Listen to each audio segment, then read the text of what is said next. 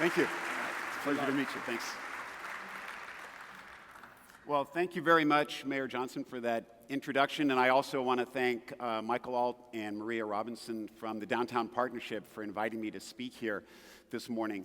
As the mayor sort of described a little bit, I'm putting together a national television series about cities, what works, what doesn't work, and we've arranged it by theme rather than by city so that we can compare and contrast things that work and don't work around the country. And so I'm going to show you, we're still in progress with the series. I'm going to put a little film clip up at the end of this presentation, but I thought beforehand I'm going to run through a series of slides that cover different subjects right now that are sort of hot topics in cities around the country.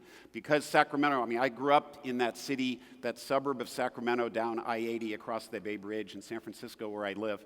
And I have, been coming to Sacramento for years, and it's really great to be here to see Sacramento sort of evolve into the place where it is now, in which Sacramento is no longer that sort of small town at the northern tip of the Central Valley, but it's really coming into its own as a metropolitan city.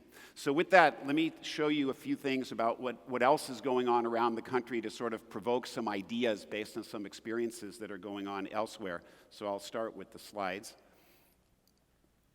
The first slide here this is where before there was a Golden One Arena and before there were the concrete boxes like the Sleep Train Arena north of here, this is the kind of facility that professional sports teams used to play in. This is Maple Leaf Gardens in Toronto, which is where the famed hockey team played until they moved to a new arena several years ago. The reason I'm showing this is because sort of the hallmark of a lot of cities around the country when they feel their downtowns have so-called made it is when there is a supermarket that has located downtown to serve the local residents. It's a perennial problem in cities around the country. It's a chicken and egg. Do you get the market? Do you get the residents? And there's a lot of activity around trying to recruit supermarkets to come into downtowns. So what happened here with Maple Leaf Gardens in Toronto is that the bottom part of it became an 80,000 square foot high-end supermarket. It's a Loblaws, which is a Canadian chain that does really nice markets. But in a very unusual twist, the upper half of the arena, which used to be the upper deck of the hockey arena, is now the athletic facility for Ryerson University, which is a downtown-oriented university in Toronto. So they've taken this former arena and basically sliced it in half horizontally with a supermarket on the bottom and an athletic facility on top. Another example of sort of an amazing supermarket story is, this is the old Cleveland Trust building at 9th and Euclid, which used to be the corner in downtown Cleveland. And this is a historic bank building, as you can probably tell. And today it is now this and a building next door are a 33,000 square foot Heinens Supermarket. And what makes this sort of interesting is not only that it's a high-end supermarket in downtown Cleveland, but then Heinens, this is the inside of the market, that Heinens is a local chain that is family-owned that was 100% in the suburbs. And this is their first urban store. And when I was there earlier this year, not to interview them, but I walked in just to check it out, and I spoke with some of the employees. They all said that the numbers were well ahead of what people had been projecting. So it's, has been a really good experience in Cleveland. And then lastly, there's always an issue in a lot of cities about trying to get supermarkets downtown. And this is one that's sort of ironic because downtown Cincinnati has really been on a roll the last few years, and they have attracted thousands of new residents into the core of the city, yet they don't have a market. And the ironic part of it is that this is Kroger's headquarters, which overlooks downtown Cincinnati, but they don't have a store there yet. So I know there's a local chain here that I'm sure people have been working on to put something downtown, but Sacramento is not alone in terms of the local stores not coming downtown yet. Staying with food, another really important part related to food is the presence of markets and public space and open space. This is in Pittsburgh. In downtown Pittsburgh, there's an area called Market Square, which from the 70s until about the early 2000s was really kind of a place that a lot of people avoided, even though it was historic. In the real terms, it wasn't a particularly dangerous place, but in perception terms, it was because of who hung out there. So people avoided this. It was the original site of a public market building that was torn down in 1961 that actually it was a cross-shaped market that was torn down, and it became this public plaza. But when they redid it about 5 years ago, they created a European piazza. And what's been really great is the way that it works to attract people, and that most of the businesses that have gone in around it are restaurants. Some of them are chains, but the more important thing is that they've taken a part of Pittsburgh and really enlivened it by what they've done with the public space. Another subject that you guys are very familiar with in Sacramento because of the experience with Downtown Plaza is what's happened to downtown retail. And as most of you know, there are very few cities in the country that really have serious, robust retail cores. There was a fad, frankly, later than Downtown Plaza came along, but really in the 80s and early 90s of putting suburban shopping malls right in the hearts of cities. I always thought that was a dumb idea because a city is a city. You didn't need to replicate the suburbs downtown. But this is in Columbus, Ohio, which probably had, from a qualitative standpoint, the best of the downtown shopping malls in terms of who the stores were, what the materials finishes were, et cetera. This opened, I think it was 1989, or maybe even a little bit later than that. This is what it looked like about 4 years ago. They demolished the entire Columbus City Center with 3 major department stores. One became a state office building. The rest of it was torn down, and it was replaced with a giant public space called Columbus Commons, and they are building sort of mid-rise residential buildings all around.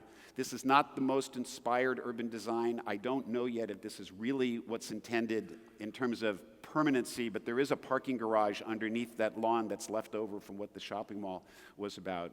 And then continuing in the vein of what happened to former shopping malls, this is a place in Milwaukee. Kevin was talking about, Milwaukee not being a favorite place for NBA players to go visit. Back in the 1980s, there was a development there that linked department stores that was called the Grand Avenue for the stretch along Wisconsin Avenue, West Wisconsin Avenue in downtown. And it had historic arcades and a really spectacular interior. And the last few years, it is almost completely vacant, except for a handful of operations on the ground floor. It was sold to a Brooklyn group about a year ago, and they came in with all kinds of promises of what they were going to do. Nothing happened, but they just sold it again about 3 weeks ago to a local group who is going to attempt to totally change what's there. They're going to put in some retail, bring in some educational institutions for the upper floors, and I think they're still trying to sort out what to do. And I'm going to get to something else going on in Milwaukee a little bit later. You guys have K Street here, which I don't have to say too much about the history of K Street, but most cities, and I think Sacramento as well, that had closed their streets and created pedestrian malls going back to even 1970, most of them have failed. So most of these cities have then reopened their streets to traffic like was done here. The one that has probably, however, worked out the best, and in part it's because of the design, in part it's because of demographics and where it's located, is one they did not reopen to traffic, which some of you may be familiar with, the 3rd Street Promenade in Santa Monica.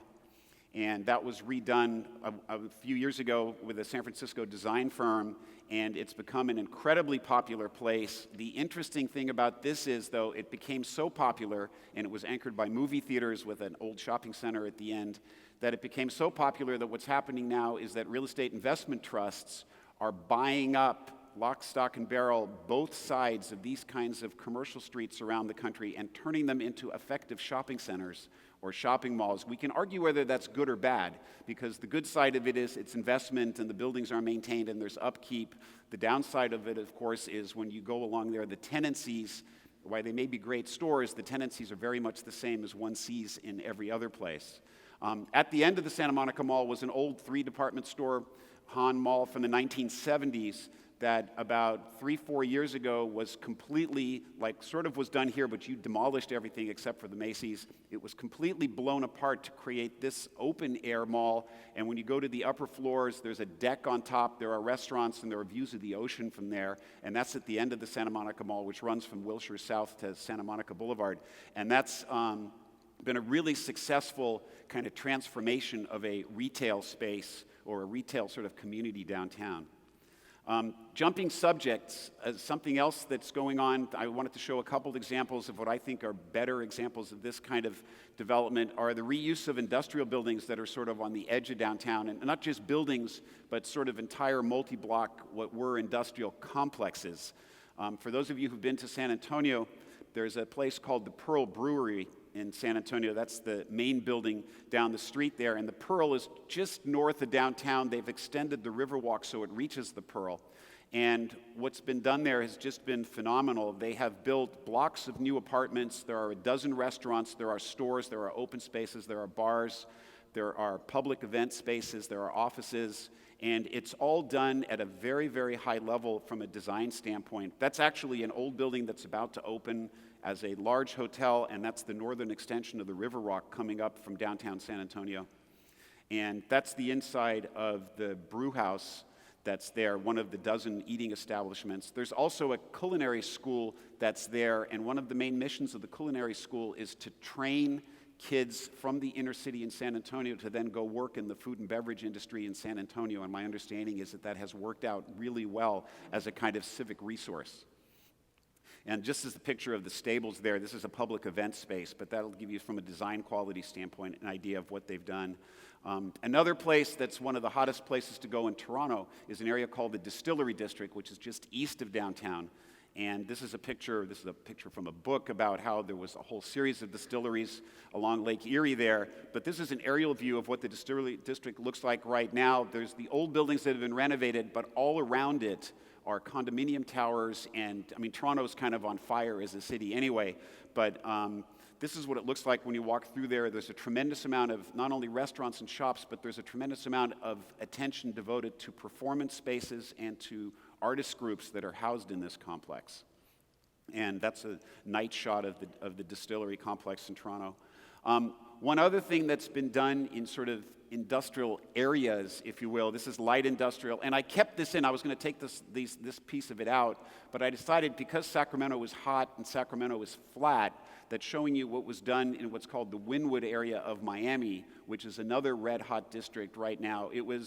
It's sort of a light industrial area just north of downtown. It was kind of a forgotten area, and it was really colonized by the late Tony Goldman, who was a New York developer who was one of the main people behind Soho in New York back in the 1970s getting going, and he was also the main guy who was the driver behind South Beach in Miami becoming hot.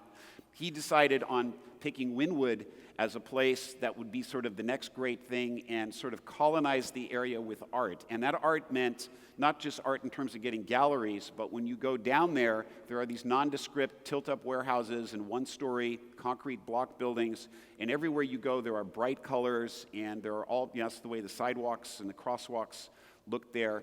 And what's going on, it's an incredibly hot area in Miami. It may look really quiet during the daytime, but they have these night gallery walks once a month that draw thousands of people, and the real estate world is all over it. And the big battle going on, which you don't have here yet, going on downtown, but the people behind this are sort of trying to curate the development of a neighborhood so that they kind of keep its character while at the same time sort of go through this whole process organically of upgrading it. A guy from New York has bought up several blocks on one side of Wynwood and just submitted a proposal to the city about a month ago for 9.7 million square feet of development. So there is a kind of butting of heads between the large money developers who kind of want to develop this organically, and on the other side, another developer that wants to sort of come in there and do big stuff, kind of not all at once, but in a sequence of events that will totally change the character. And it'll be a very interesting sort of development battle to watch. That's still looking at Wynwood in Miami. And then something else to show you how far the imagination can take one. Most of you will recognize this if you know San Antonio as the famed Riverwalk, the heart of the Riverwalk in San Antonio. But if I told you that this was Oklahoma City, how many people would believe it?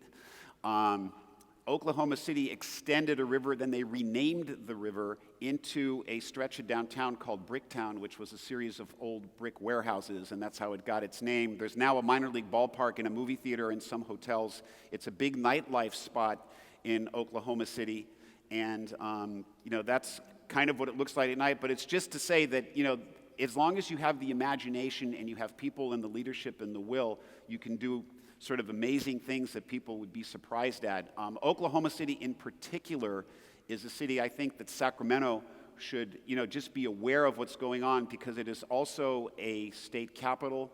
It is also topographically sort of relatively similar to Sacramento. It also, in terms of a region, sprawls out over a large area. Actually, the city sprawls out over 620 square miles. But it's a Republican state, it's got a Republican governor, and the amazing thing in Oklahoma City is they have taxed themselves 4 times over the last 20 years for capital projects, almost all of them aimed at creating a downtown, where previously they rolled up the sidewalks at noon. So, included in what they're doing, for example, is they moved a freeway, they moved Interstate 40, which is a national east-west trunk line. They moved it a mile south from the downtown core so that they could create a 70-acre central park that is now under construction. And around that park is going to be all kinds of sort of mid-rise 6 to 15-story residential buildings with the real estate value being captured from having the views of the park and the neighborhoods that are being created. And that'll segue into the discussion about parks. I think one of the 2 main things that any city really needs to do is to get people to live downtown, which I know Sacramento is working really hard on and making progress at. The other thing is to pay a lot of attention to the parks and the public spaces, because after all, what separates the city from the suburbs is that the public realm that is offered in the central city is something for everybody that you can't really get everywhere.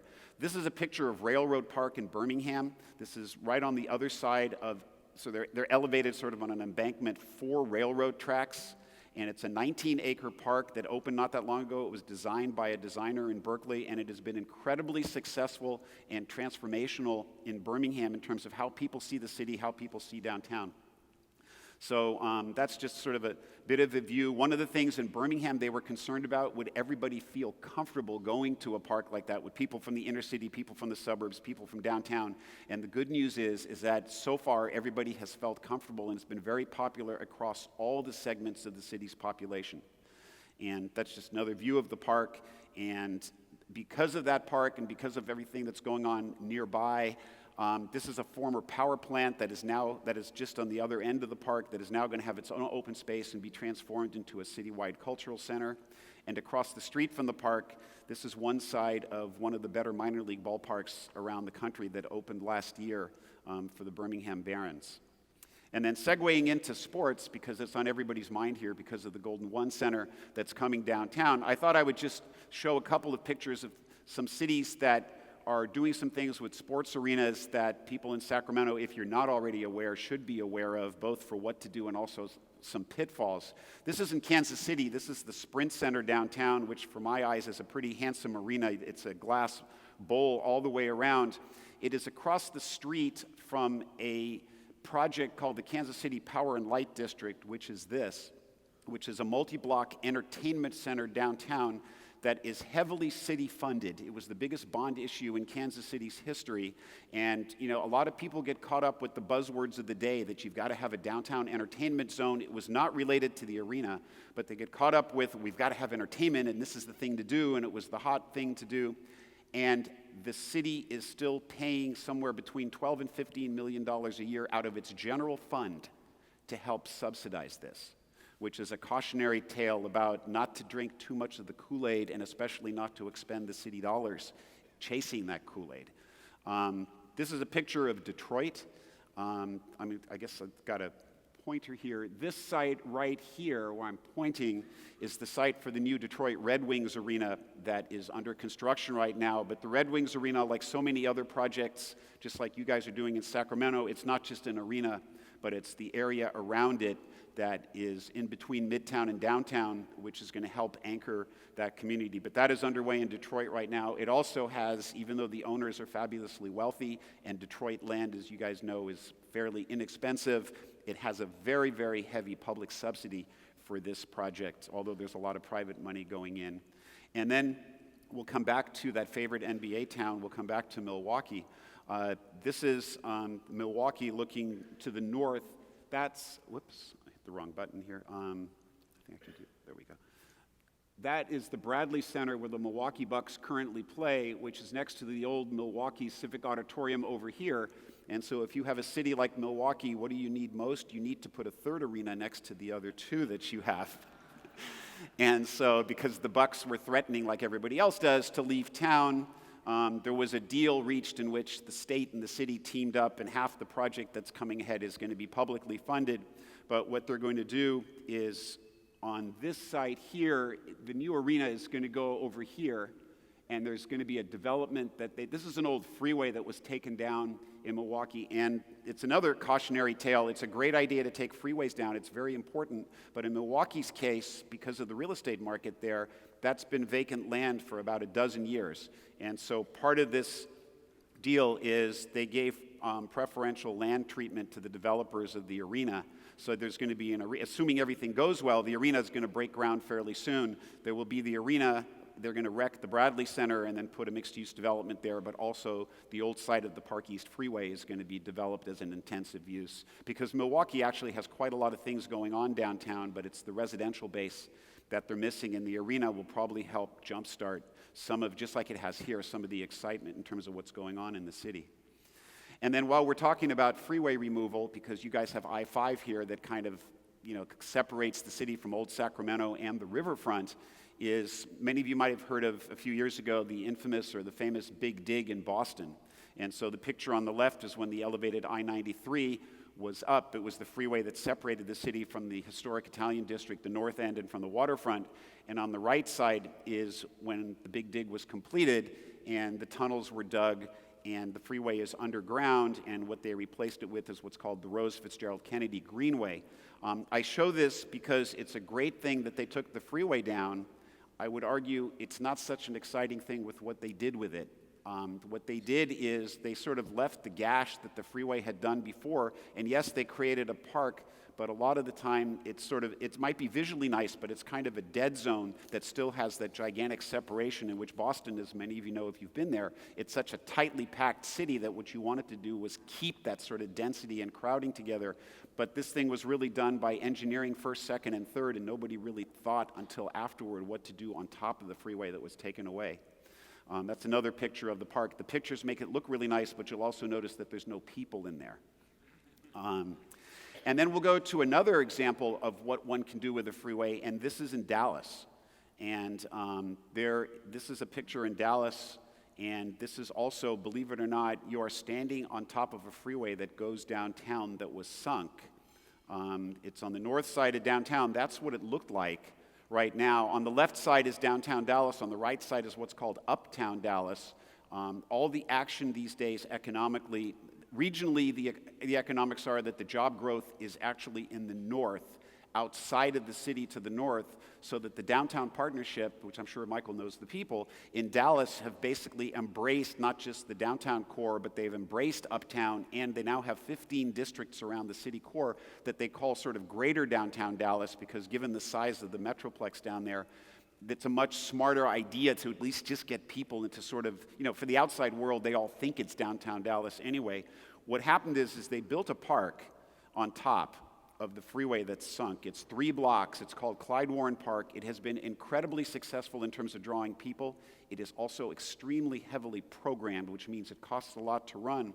But most importantly, besides being popular, it has created a sort of natural bridge between uptown, which is on the top side with those towers, and the traditional downtown, which is on the other side. And that's another picture taking a look. You're actually looking over the freeway. The freeway is underneath those 3 blocks of Clyde Warren Park. And then this is the kids part, which I want to end the slideshow with, is that the mayor alluded to this. It's very important, at least I grew up in San Francisco. My kids have been raised in the city. I'm a sort of diehard city guy. And I think it's very important that cities are for kids as well as for all kinds of other people. It's not just millennials and it's not just empty nesters coming back, but it's for families and it's for all kinds of family units and other things that are out there these days. And so this is a playground, but what I'm going to really end with is a conversation about bringing schools into the heart of the city. It's not an issue about what you do with entire school districts, which is a whole nother subject, but just bringing schools in the heart of the city so that people with families are attracted if they know they're within a catchment area to say, hey, I'll live downtown, I'll give up 1 car if I know my kid can walk to a decent school. This is a picture of a school in Oklahoma City, and I was telling you about the way that they fund things. This is a charter school. It takes up a square block that is 3 blocks from the shiny, tallest building in town. That's the Devon Energy Center. That's how close to the core of downtown they put this school. They put this school there before really there were many families that were living downtown to send a signal that they really wanted to go after families. The amazing thing is when this school opened 2 years ago, there was a waiting list to get in. Even though if you would have run sort of traditional numbers, you would have said there weren't enough kids to fill it. And then this is another example of sort of working in the core of a city by using schools as sort of a magnet. This is a project called Teachers Village in Newark in New Jersey.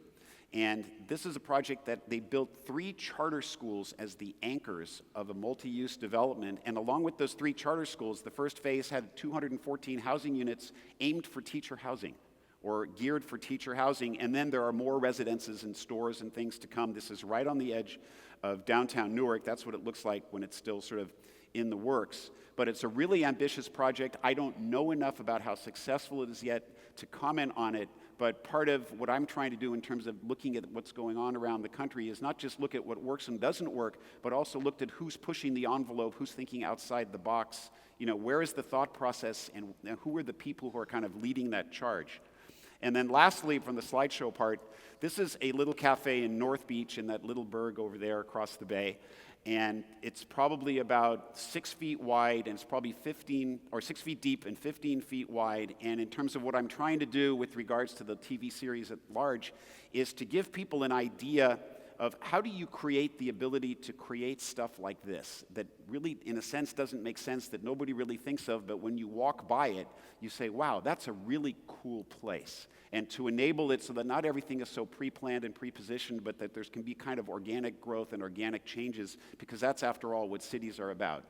And then I'm going to show a very brief clip from a preview piece for our TV series, which is a school story that tells you about how both San Francisco and Vancouver, in different ways, have approached the idea of attracting kids into the heart of the city with schools. And I guess I'll get that started here.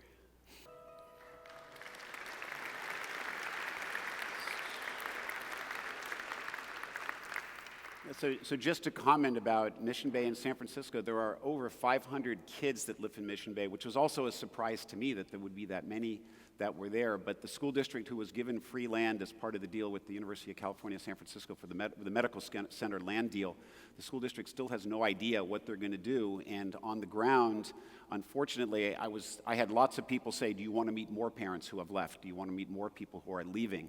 And it's if you're interested in sort of keeping, there are people in San Francisco who will tell you the city's not for kids, but if you are interested, like I am, in making sure that the city is kind of for everybody, it's kind of disheartening when you see. But I use that as sort of as an example about what people are doing. There's a similar battle being fought in Seattle right now, where there are about 60,000 residents now in and around the downtown core. Seattle is also growing like crazy. There are lots of families with kids, and they don't have a school.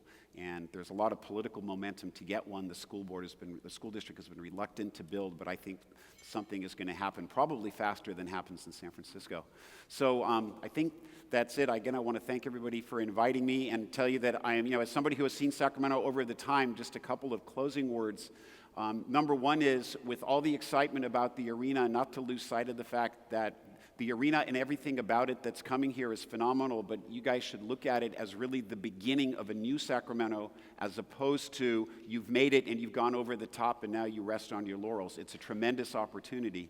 And then the second part that's sort of related to that is that I come out of the real estate and finance world, and as many of you know, the economy works in cycles just like the real estate world does, and we are in this tremendous upcycle right now in the general economy all around the country for this kind of urban development, and that Sacramento shouldn't lose sight of the fact that when people are, evaluating things and doing things, to absolutely hold fast to making the right decisions, but to also realize that one needs to take advantage of the moment, because when the next downturn, and it will come, hits, whether it's a year or 2 years or 3 years from now, it'll then be a kind of a lull for another 2-3 years, and you really want to capture all the momentum that you have now. So thank you very much.